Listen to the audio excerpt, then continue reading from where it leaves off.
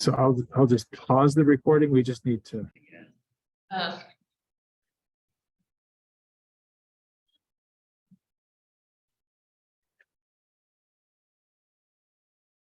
It seems like if you had stayed in the area.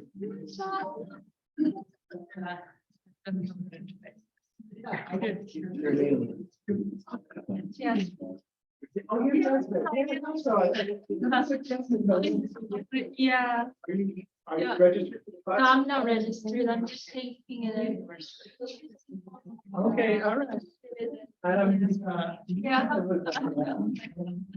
I'm here again, yeah. Okay, good, good. My friend can't believe I'm here. Where is she? There is a camera. Not there. Not here yet.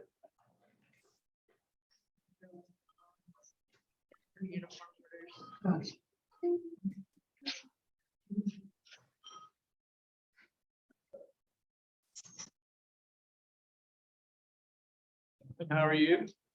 Well, how are you? Good. Good.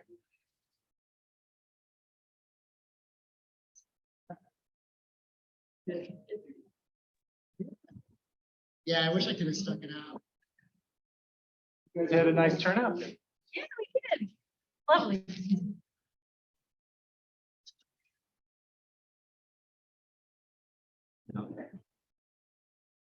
It's up.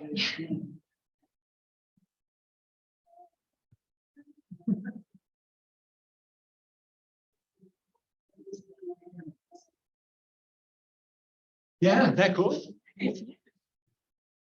Is that? Big speaker microphone array. So there are mics all along there and speakers all along there. And I used it all last semester in another classroom and it worked really well. And so last week, we launched last week. We made this tiny little microphone like this. Okay. People at home couldn't hear us. Oh, it was gonna be like a Jenny Holzer. Oh, yeah, yeah, I know. It kind of looks, I don't know. Looks dystopic. It looks like it's from some sci-fi movie or something.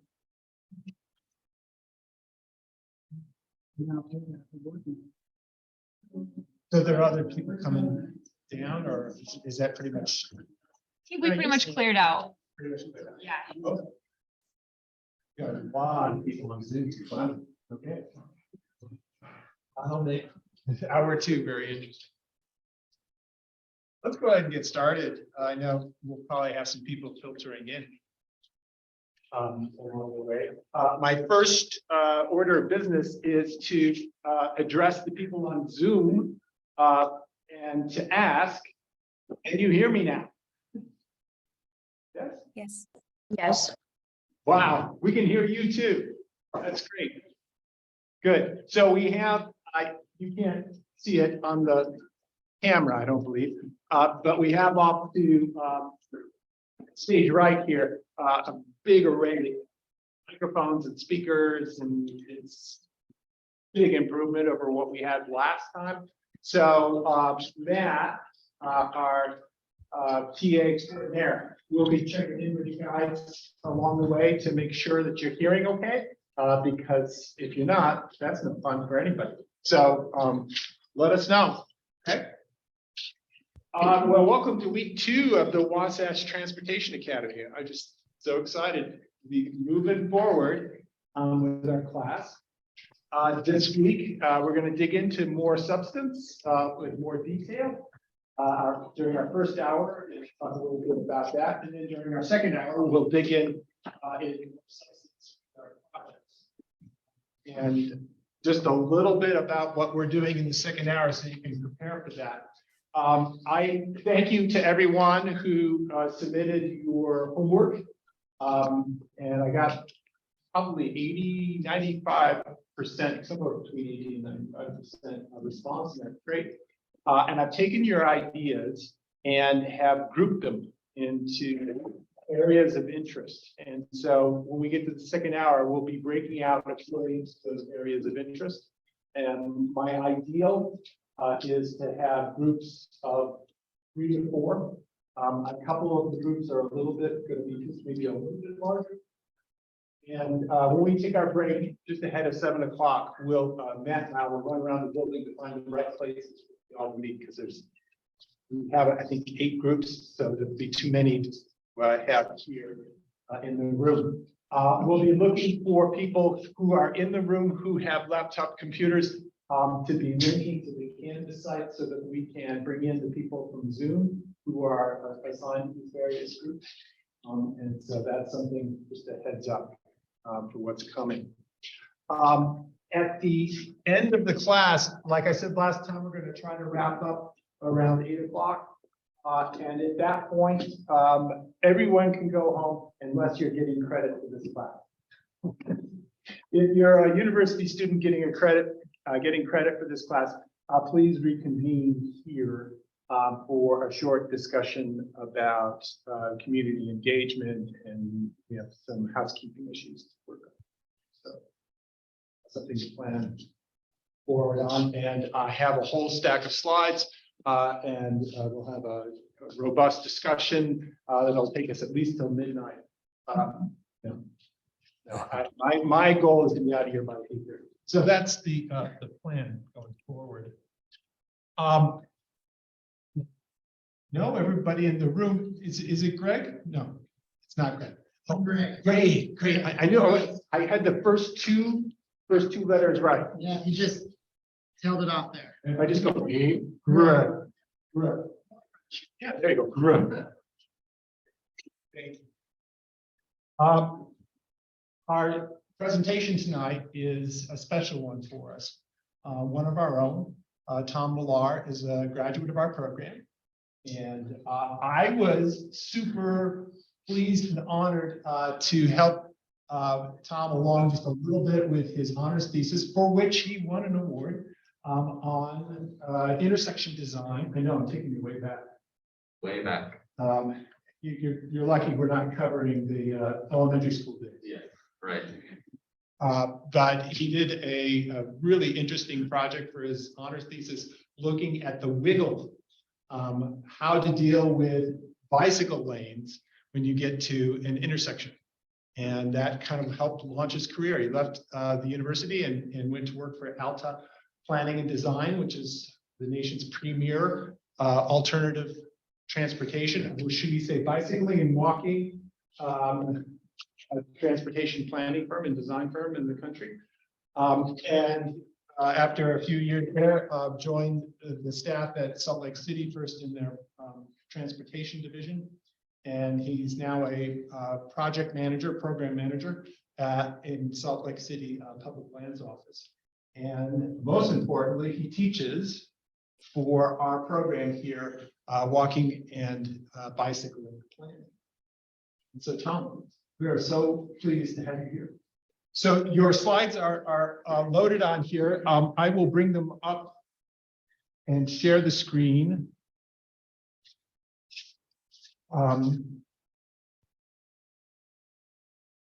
This in the right order. There we go.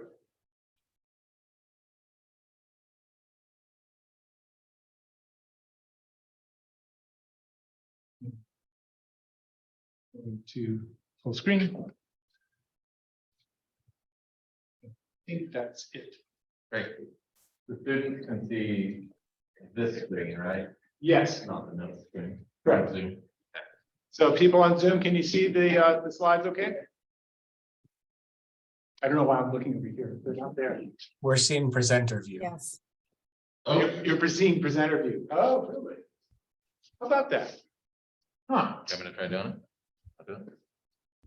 Well, then you get all the notes. You'll get to figure out what he's going to say before he says it. You know how to deal with it? Me? Yeah. I think so. Oh, okay. Maybe. Matt can help me. Yeah. All right. I'll stop pretending like I know what I'm doing. Do I do, should I do screen view or can I do the? Click on that. This one?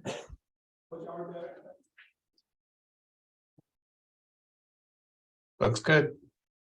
Okay. Yep. Hey, everybody, I'm Tom. What? camera do I look into? That thing over there? The eye? Can I call this Hal? Yeah, I know it is kind of like how. Open the pod bay door, Hal. Open the pod bay door. Hey, everybody, I'm not that old. I just like old stuff. When do you want me to stop? Well, we take a break at 5 minutes to 7. So, And so however much time you want to say for Q&A and Okay. discussions, up to you. I'll set a timer for 15 minutes so that I know I'm halfway through. Keith gave a great introduction. Does anybody have any questions about me, for me, before I start? I'm an open book. Favorite quesadilla topics? From Salt Lake City.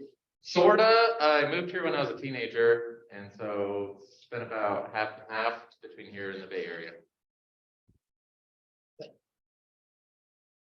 Any other questions? Things that would help you be more engaged or understand me better? Program. Ooh, that's a great question. 2013. First year, right? 10 years ago. Yeah, pretty fun. Anything else? Thanks. ridden loaded. I have not. Oh, no, I've ridden a longer distance than Lotoja. I've just never paid to do it. What was your question? Thanks. Oh, why bikes? Oh, because they're great. And they take you a little farther than walking with a little bit less energy. So, yeah.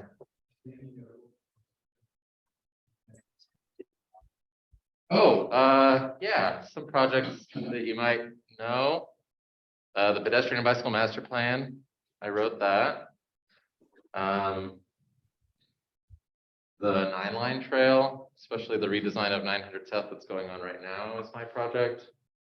After when you're done, I got a question on Zoom. Okay, the Folsom Trail is my trail. What else? The street and intersection typologies design guide was my project.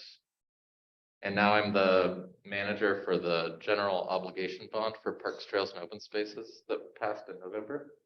So I have a big wallet now that's kind of giving me back problems. I have to spend a lot of money, about $100 million. We've got some people in the room who might have some ideas. I would love that. Yes, please send me all of your ideas. That's great. One more question on Zoom. Curious, how did you get your job at Alta? Good question. I started kind of volunteering for the city on like various committees and whatnot. That helped me meet some people that knew some people.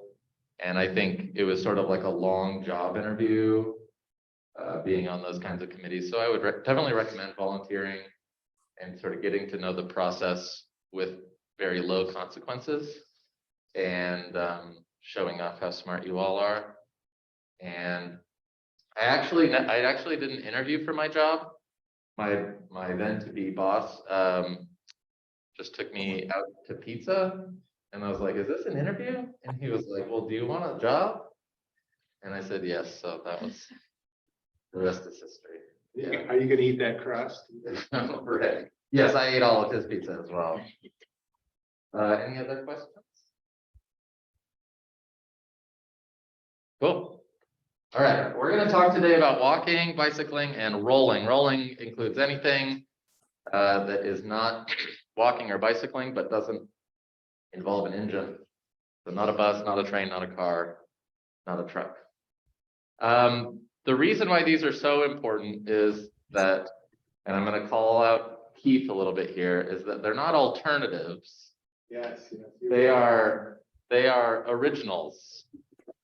I would argue that the car is an alternative form of transportation. Walking is the original form of transportation, and everything is a derivative of that. I think often we have this kind of pyramid of like a hierarchy, I guess, and the most important is cars, and then maybe trucks, and then transit, bicycling, and walking is kind of the least important. I think we should turn it on its head, plan our communities first and foremost around walking, so that even a bicycle is a superfluous form of transportation that we only have to use or need to use sometimes and not all the time. So we're going to talk about that today. Come on, thing. Did it change? No? There we go. So we're going to talk about land use, how the land is used, very self-explanatory. We're going to talk about networks, how we build this transportation system within very good land use systems. And then we're going to talk about, I think, what many of you are interested in, which is the politics, how you, here the rubber meets the road, how you get done what you want to get done and convince people that it's a good idea. How to, what is it, win arguments and make for influence people. What's that book from the 80s? Yeah, Andrew Carnegie, yeah. Yeah, that kind of stuff. All right, so let's talk about land use first. Well, actually, let me back up. I'm going to give you a homework assignment to work on for the next 30 minutes. Everything that we talk about is going to be under these three categories, but I want you to look at everything that we talk about through three lenses. And so I want, if you have a piece of paper or you have your computer open, just write down these three words: equity, safety, and accessibility. So on every slide or with every topic, I want you to come up with one takeaway, one thought that you had in your brain, maybe while I'm talking, that has to do with equity, safety, or accessibility. So by the end of my presentation, should have a pretty good list under each column as to takeaways or things that you could apply to those lenses or those frameworks that would help you to couch all of this discussion of walking and bicycling within those lenses of equity, safety, and accessibility. Equity would mean sort of an equal playing field, or making up for substantial differences in the opportunities that people are given.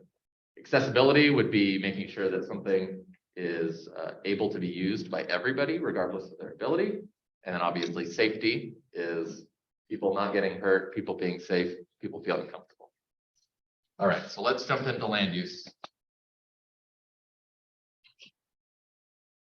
Land use is the essential building block of any good walking and bicycling project. I often call sort of walking and biking planners like myself professional Band-Aid placers, which is that we have this system that is not built for walking and bicycling, yet we're trying to shoehorn these solutions that seem like good ideas into a system that's inherently hostile often to those uses. So yes, it's nice to put a bike lane down a mile of street, but does that street even have to be a mile long, or should it be a quarter mile long and the land use be different along that street that makes it easier to walk and bike? So let's talk about some of these things. Let's talk about 15-minute neighborhoods. We hear 15-minute cities, 20-minute cities, neighborhoods, all of these terms used interchangeably. I think it's important to visualize what they look like. In my opinion, we already have 15-minute communities for cars, and that's the black circle here. You can get to all of those places in Salt Lake County if you start at that center point in a car within 15 minutes. Take the freeway, if you take Redwood, if you take Bangor. It's the things that you do every day. It's the things that you have in your daily routine, going to the grocery store, going to work, going to school, that really we only tolerate about 15-minute trip to and from. And that's kind of the maximum. That's why we call it a 15-minute neighborhood, because we already meet most of our needs within that amount of time anyway. But really it's a function of kind of speed and space. So the higher speed you travel, the larger your 15-minute radius is going to be. And the slower you go, the smaller. So when we look at bicycling, 15-minute community, it takes up not only a lot less space, but there's a lot fewer miles, fewer feet in between each of those destinations. And then lastly, you see a very small green circle there around the red dot. That is a 15-minute community that is designed around walking. Now, what do you notice about this graphic that gives you pause or creates some idea or some thought in your mind?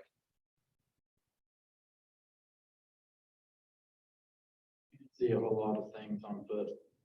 Neighborhood. Yeah, right, at least right now, right, yeah. Say like these radii are how the crow flies and, That's true. you know, like a freeway might seem like, oh, it's only a bike ride over it, but depending on where you can cross the freeway, it adds an extra 20 minutes to your bike trip. And the car city's huge. I mean, it's multiple cities. It is, oh, yes, yes, exactly. The area that it takes up, so you'll see that to walk for 15 minutes is about 3/4 of a mile. To drive for 15 minutes is about 7.5 miles. So that's 10 times longer because you travel about 10 times faster in a car than you do on foot on average. But then let's look at the area. How much area does that take up? That's the italics underneath.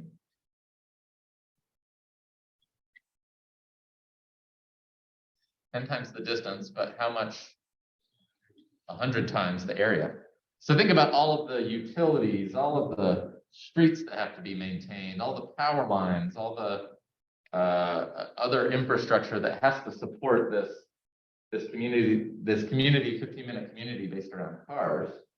And then you think about providing the same amount of quality and the same amount of accessibility within 15 minutes of walking. It's a lot smaller area that you have to maintain. You can have higher quality materials. You have to maintain a lot less. Your budgets are not stretched as thin, and you can build more exponentially than if you build in this car-centric method, which really maxes you out pretty quickly and puts a tremendous burden on the maintenance of that system. So I think what's important to consider is that we already have 15-minute neighborhoods for cars. What we should strive for is not just adding sidewalks, adding trails, adding bike lanes. It's to change the way that we plan our land uses, where our buildings go, what kinds of uses are allowed in those buildings, so that people do not have to use a car to get to all of the things that they need to get to every day. The next is planning places for kids. I would say that a place that is planned and designed well for kids is planned and designed well for everybody. But we see that the impacts of not designing for kids in that no kids want to be outside anymore. I'm sure you've seen the meme that says, why don't kids go outside anymore? And then it says the outside that they built.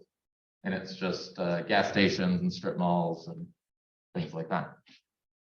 We don't build at the scale of the child, nor do we build with children in mind when it comes to the activities that we plan in our cities. Because we're so focused on moving motor vehicles, we forget to plan the places themselves that those children want to be in. About 30% of Utahns are children, and slightly less than 30% of Utahns are not legally allowed to drive. But we still plan our systems so that they have to be driven everywhere that they need to go. So by planning for walking and bicycling and rolling, we open up a whole slew of opportunities for children and for their parents to not be dependent on cars and the places that are designed around. I did an analysis as well of how many people are driving to work in the morning at sort of the morning rush hour every day in Utah, and how many children are going to school every morning in Utah. And it's about the same number of people.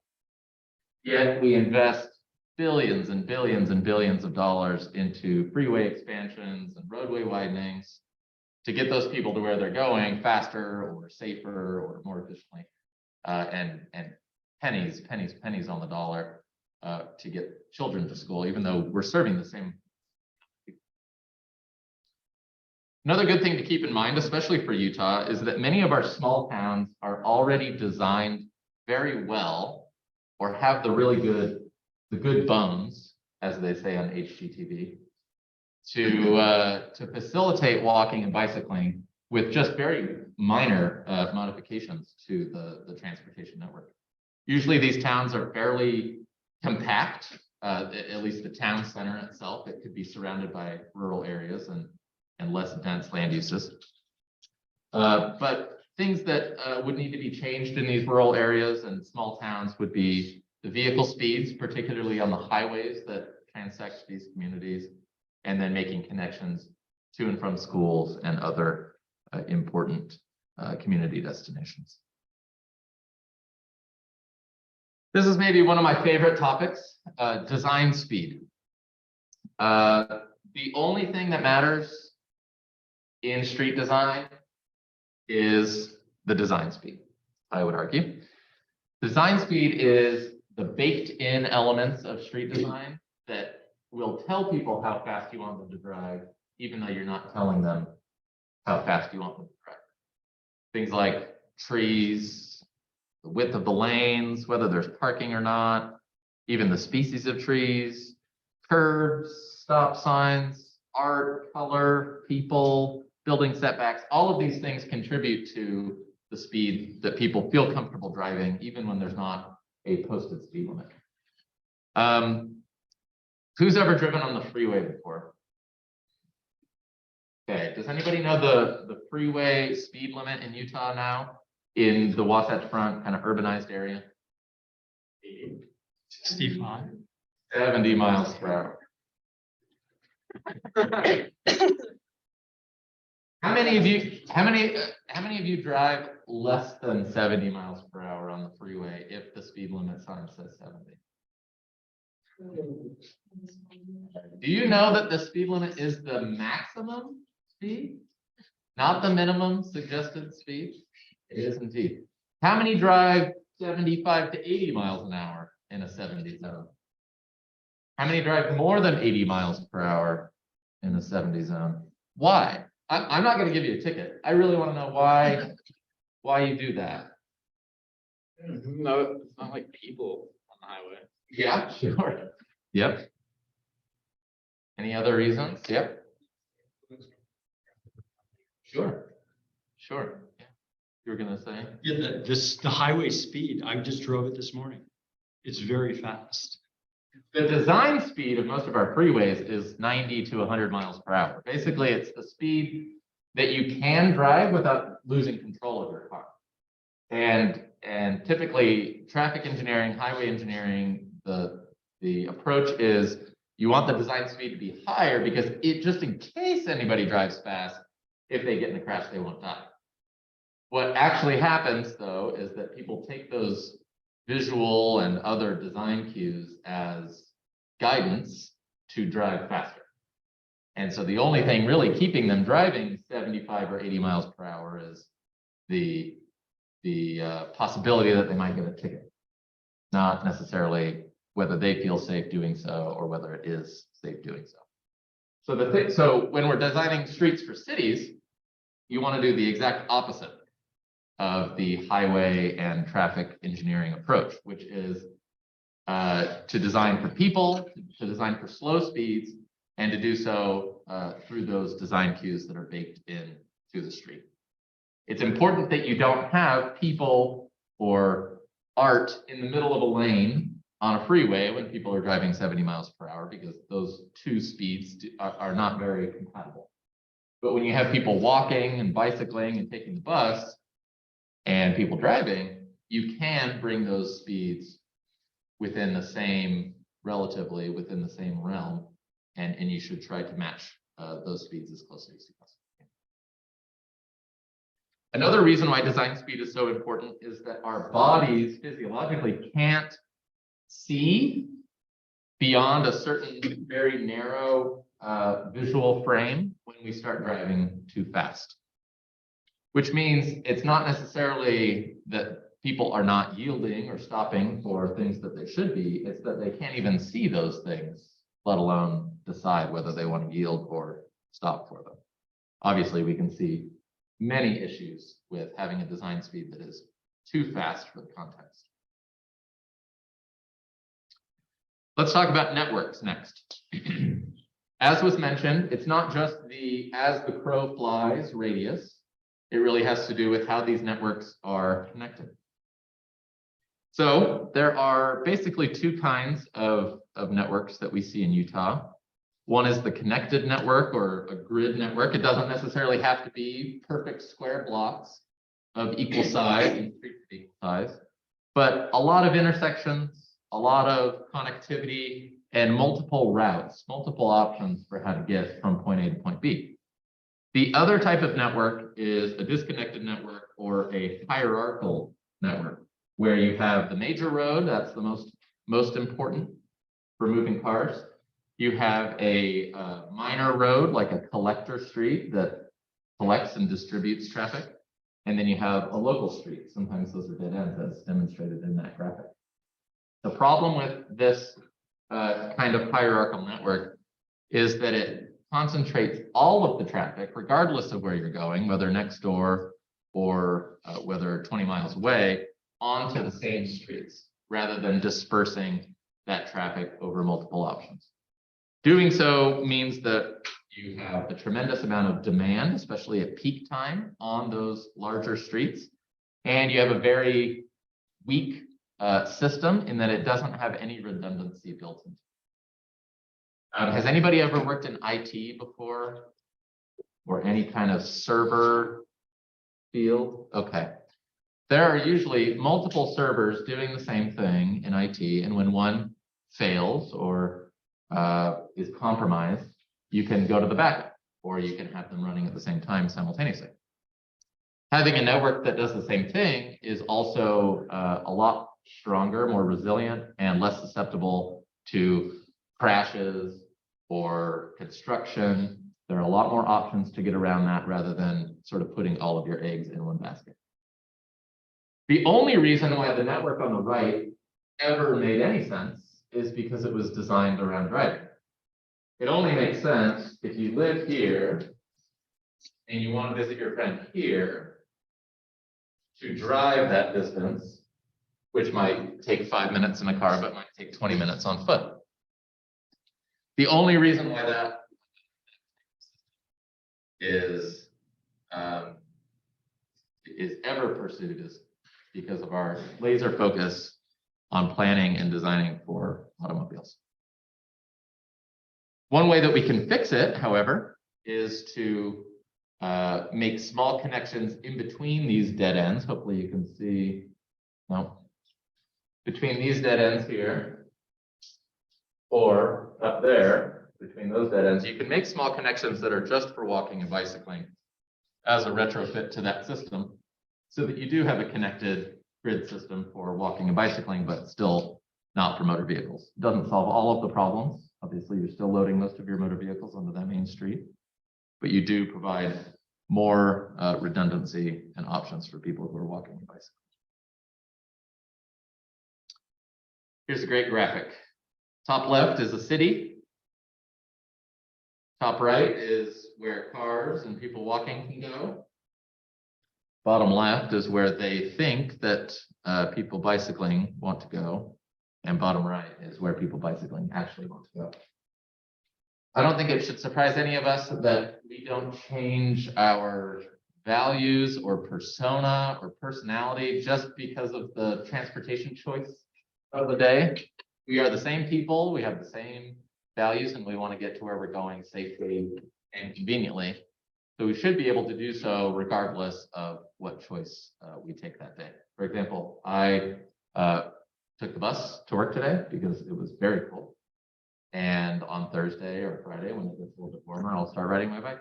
But it's nice to have those options, and that I'm not just confined to one of those because of the system, the community that I live in. What are you saying between the bottom two? Are you saying that create a separate bike network? People actually want to be biking on the main network? What I'm saying is that the destinations are what matter. Oh, okay. Yeah. The network shown in sort of maroon or purple or whatever that color is in the bottom left really only serves very few of those trips. And basically, if we only have bike lanes or paths or whatever on 10% of our roads, we're serving at most 10% of our population that wants to ride their bike. So if we can go wherever we want in a car or on foot, we should also be able to do so on a bike or on a bus. All right, next. On the left are basically the three kinds of bicycling infrastructure that exist. One is appropriate for mixed traffic. This would be, there's no painted bike lane, there's no constructed trail or bike lane or sidewalk. This is where everybody shares the same space. 5 to 10 miles per hour, everybody's going roughly at the same speed, and it's very comfortable because of the design speed of the street, not because of the speed limit. The second is visually separated bike lanes. These are painted bike lanes, which really are only good up until about 24 miles per hour until you start moving into the 25 plus. Once you have 25 mile per hour speed or higher, all bicycle infrastructure, and I would say walking infrastructure, should be physically separated, raised and horizontally separated from the roadway, from parking, from any of those accesses. On the right, yes. Not to be asking a question, but raised, meaning you can't just have a little barrier, you want it at a different level? Okay.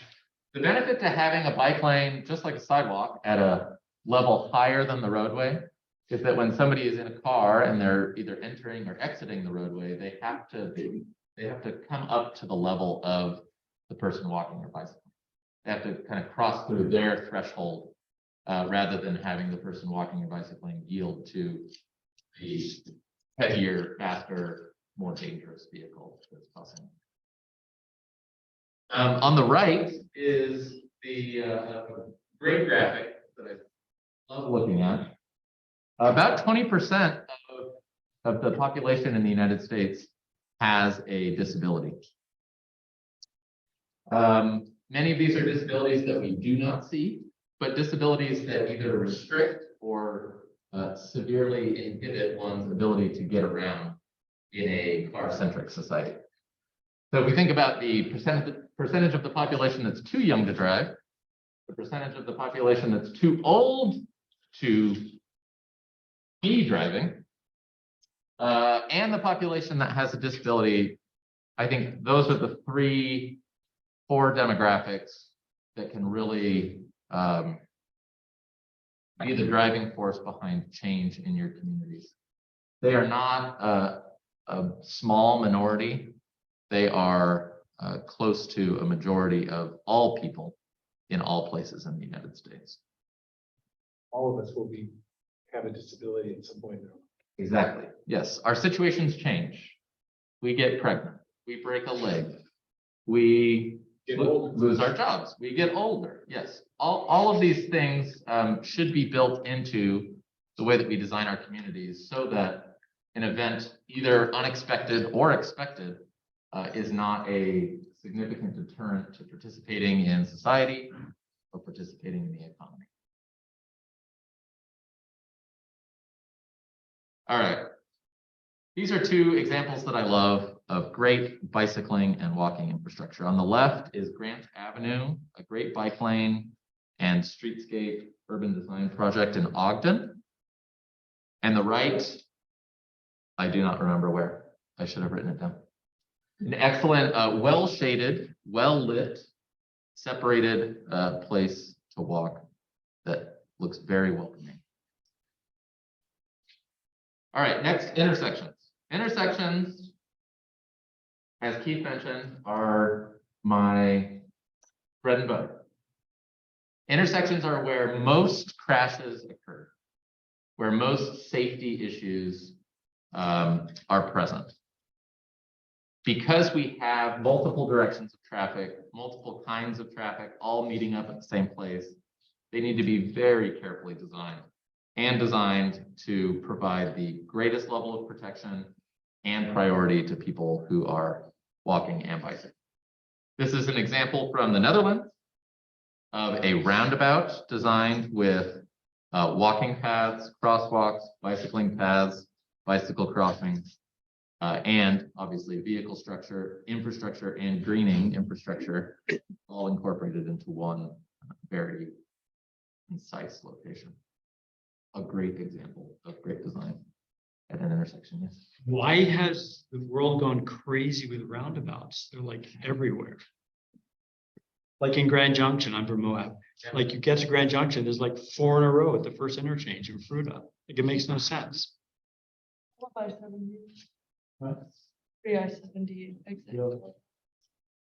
It's our whale overlords.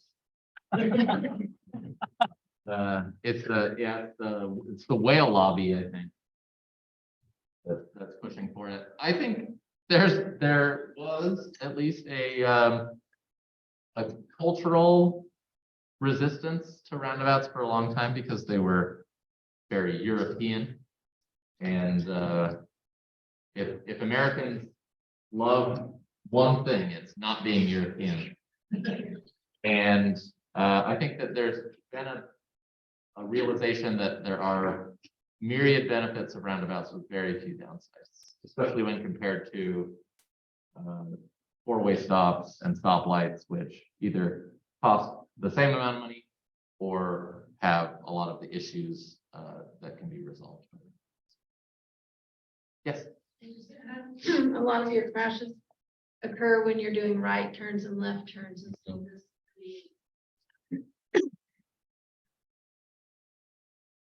Here's an example of what we were talking about before with having the raised bike lanes and raised sidewalks. It's sort of this driveway approach to intersections. Rather than having people walking, biking down to the roadway level and then back up, it is through design and that design speed element that we talked about before, giving a physical indication to people who are driving that they are starting to cross a space that is designed for people who are outside of cars. All right, next are basic types of intersection traffic control devices. Traffic control devices are signals, signs, striping, things like that.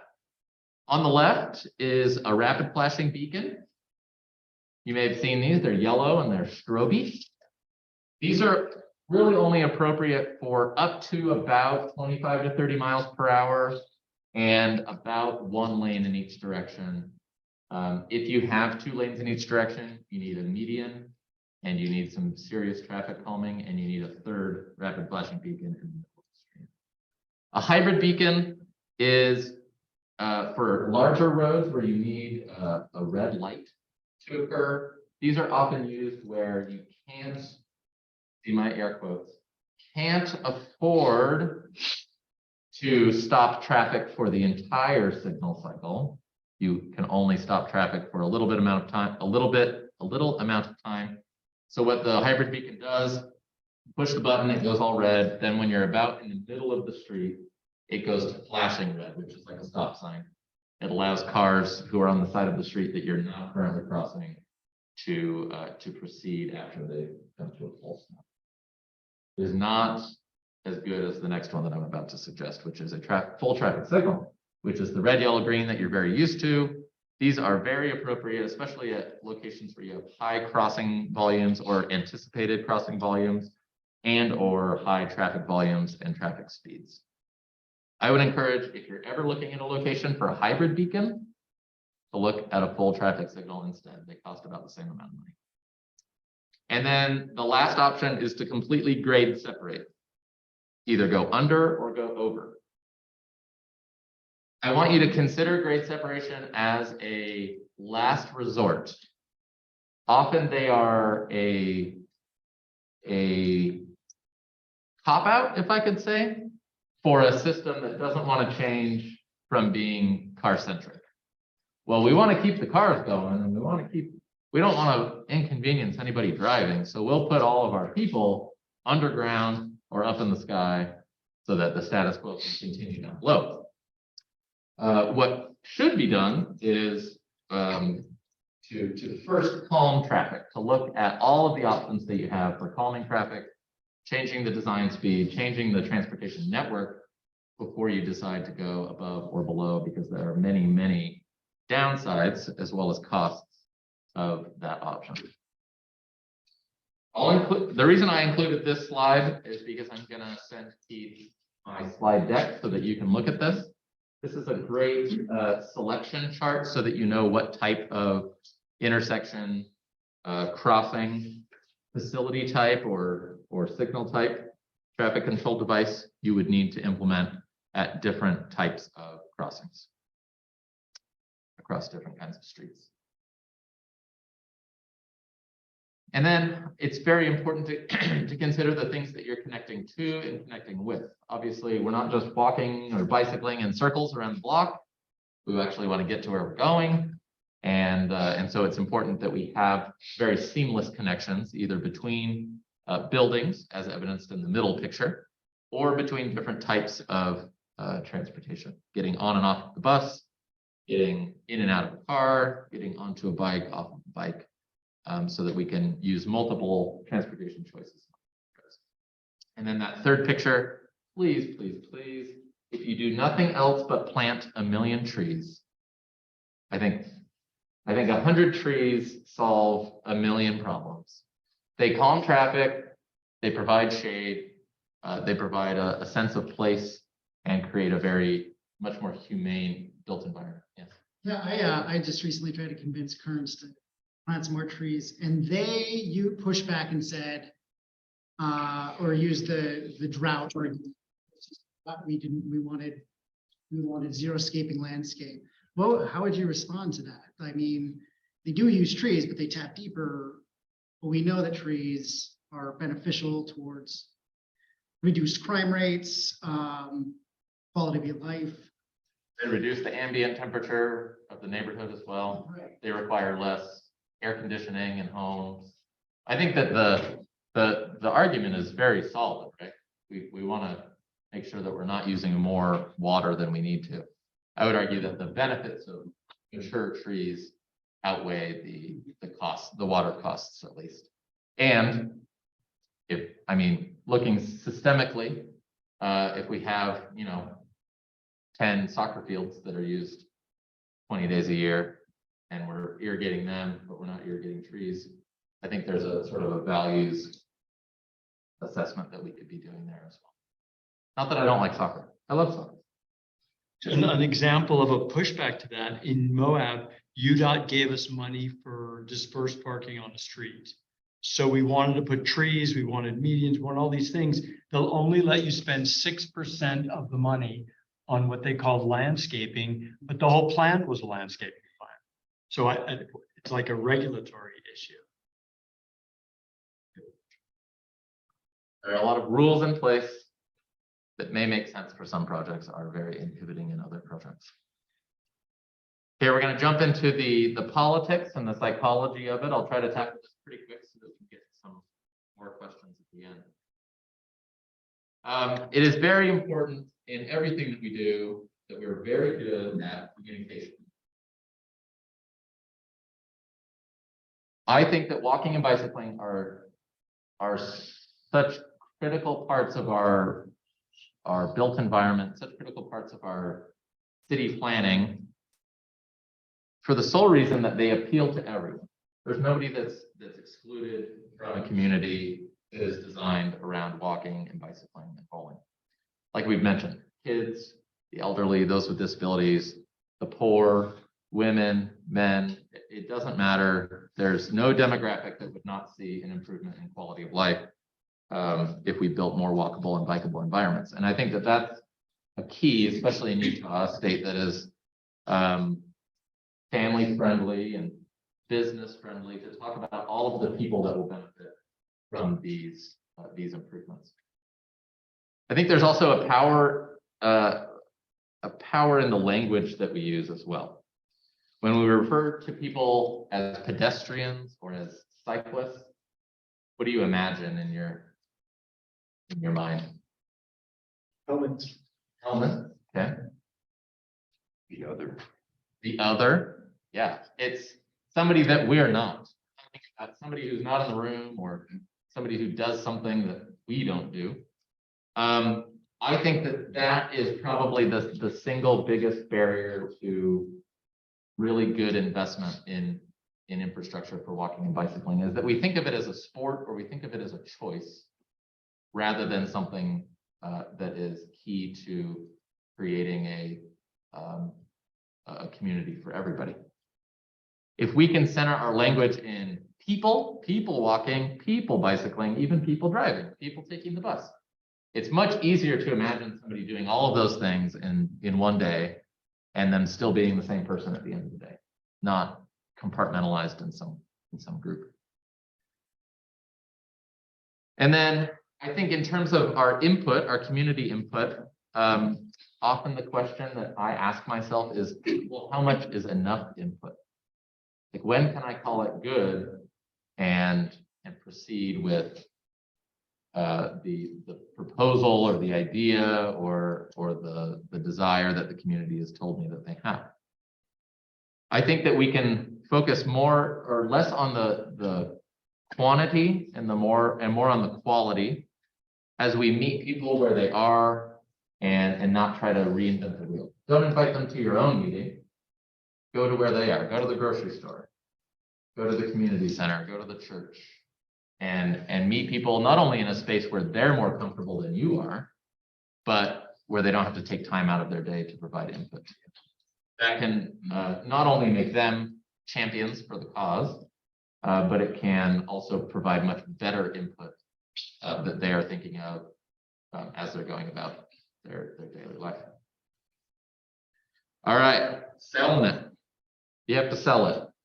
There's 100 years of marketing and good old-fashioned ridicule working against us when we want to make communities that are safer and better and more accessible for walking bicycles. I think data is obviously important. Performance measures are very important, but storytelling is maybe the most powerful thing that you can do to help not only people understand, but put themselves in the shoes of the people that are currently experiencing the system as we've built it. There's a lot of marketing and culture around how we've built our communities, and that'll take, I think, still decades to unravel as we consider people who are walking and bicycling not as second-class citizens or recovering from a DUI or any other pejoratives that we could think about for people who are not engaged in the car-centric system.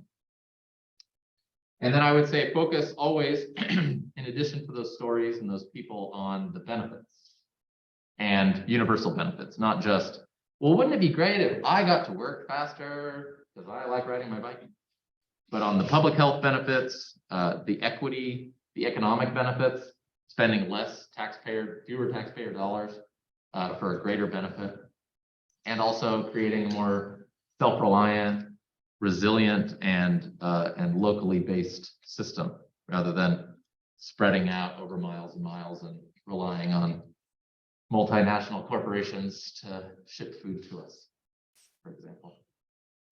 I think another way that we can sell it a lot better than we do is simply testing it out in a very low consequence, low cost format. Here are some examples. Top left, did anybody take physics in high school? We had to build a bridge out of popsicle sticks. Anybody? It really helped to sort of solidify in your mind the principles behind it. You could read in a book, you could have your teacher tell you all about how substructures and superstructures work, but until you're gluing stuff together at midnight the night before and testing and retesting and making new hypotheses, you really don't grasp it until you have some experience with it. I think the same can be said of our cities. They're designed in a way that we think, most people think, well, they're unchangeable. They've been that way forever. Who am I to suggest something different than the way that they are? I think that getting people to experience something different, a new way of designing or a new way of living, is very powerful when you allow them to do it first rather than being told how it might be in the future. One example, bottom right and top right, that we did in Salt Lake City, speaking of roundabouts, was we redesigned this intersection at 900 South and 1100 East, where the whale is right now. And when we first engaged the community, they said, absolutely not. This is a terrible intersection design. We had some other intersection design up our sleeve. We thought it was real slick.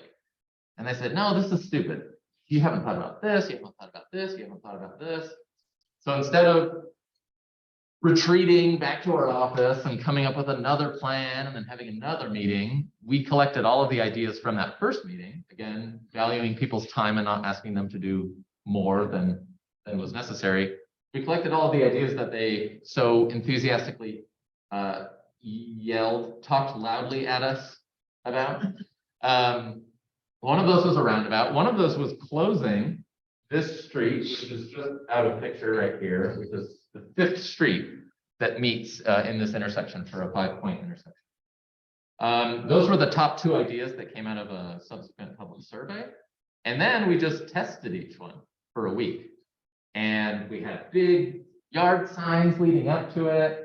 Hey, you're about to see a new intersection design. Let us know what you think. And then after they got through it, it was like, visit the link and tell us what you think. We got 500 or 600, I think, survey responses. And so those are the 2 designs we tested, roundabout and closing that 5th leg and making it a 4-way stop. By far, the greatest response was having a roundabout with all 5 legs of that roundabout. Because people got to see it, then when we built the roundabout, they didn't need any follow-up meetings. They didn't need to be convinced that it was a great idea because they'd already walked through it. They'd already driven through it. They'd already biked through it. They knew some of the benefits. They knew some of the downsides, and they were kind of going into it with the full vision that we were also going into it with. Another great thing was that we had the fire chief or the fire marshal come out, and he saw his trucks drive around it. And instead of having to attend 4 or 5 design review meetings where he was just staring at a design on a paper, he just looked around for 5 minutes and he was like, yeah, that's fine. And then went back to his office. And that was it. So Tom, we're coming up on break time. I will be done in 2 minutes. Okay. The last things that are very important to understand. Last 4 things. Funding, policies, planning, and parking. You can't do anything without money. Even if everybody's on board, even if it's a great idea, even if you've sold everybody on it, nothing's going to happen unless there's money to change it. Stuff costs money. But if you can make the case that economically it makes sense because you're saving money here, even though you're spending money here, and in the long run, you'll be saving money, that is when you can make the strongest case for change. Policies are like a tanker airdrop for a wildfire. Individual firefighters with hoses are like the planners who are out in the field, making small changes where they can. The tanker is where it really all starts, where you can start from the beginning. You can lay the groundwork for successful implementation from the beginning. Plans are important because they lay the groundwork for what might happen in the future or might not happen. So if you think it's important, make sure it's in a plan. And then lastly, as Tip O'Neill would say, all politics is local. And as I would say, all local politics is parking. If you can understand how to better regulate, better take advantage of parking, and better utilize that very precious space on the roadway, the easier it will be to convert that space into space for walking and bicycling, the easier it will be to design streets that are better and safer for walking and bicycling as well. Okay, so last slide. Great example of a policy in Salt Lake City that I think you've been told about is the Complete Streets Ordinance, which is from 2010, which will be updated in the future. And then a great plan example, as I mentioned earlier, a great plan written by a brilliant man. I'm just kidding. Is the Pedestrian and Bicycle Master Plan. Check those out to better understand kind of the framework, the groundwork for how walking and bicycling is happening in Salt Lake City. Okay. You're welcome.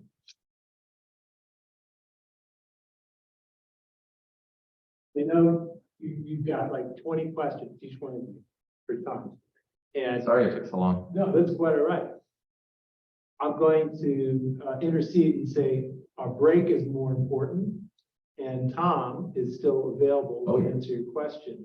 If you can grab him for a minute or two during the break, great. but you can email him, and he's going to be intersecting with us at other points later in the semester. And so this is not your last time or your only chance to get input and reaction from Tom. So Yeah, I'll be around till 7:30 if you need me.